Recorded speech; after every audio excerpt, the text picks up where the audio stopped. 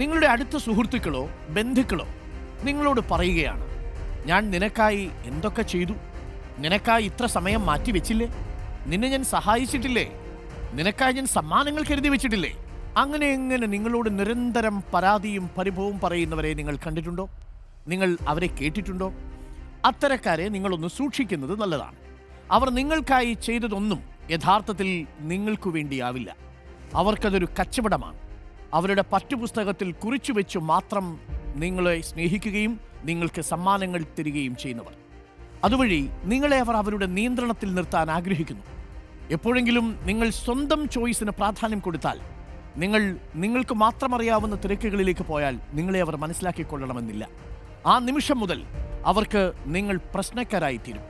പിന്നെ ഞാൻ നിനക്കായി അത് ചെയ്തില്ലേ, ഇത് ചെയ്തില്ലേ, ഇത് തന്നില്ലേ, അവരുടെ ഔദാര്യത്തിൻ്റെ മറുപുറം മറനീക്കി പുറത്തു ചാടി തുടങ്ങും. പറ്റുപുസ്തകം നിങ്ങളുടെ മുന്നിൽ പ്രദർശിപ്പിച്ചു തുടങ്ങും.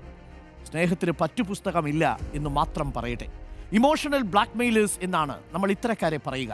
നിങ്ങളുടെ നല്ല മാനസികാരോഗ്യത്തിനായി ഇത്തരം ഇമോഷണൽ ബ്ലാക്ക് മെയിലേഴ്സിൽ നിന്നും ഒരൽപ്പം അകലം പാലിക്കുന്നതും നല്ലതാണ്. മാത്രമല്ല, നിങ്ങൾ ഈ ഇമോഷണൽ ബ്ലാക്ക് മെയിൽ ചെയ്യുന്നയാളാണോ എന്ന് സ്വയം പരിശോധിക്കാനും, നിങ്ങൾ ഇങ്ങനെ പരിഭവങ്ങൾ പറയുന്നുണ്ടോ എന്ന് പരിശോധിക്കുന്നത് നല്ലതാണ്.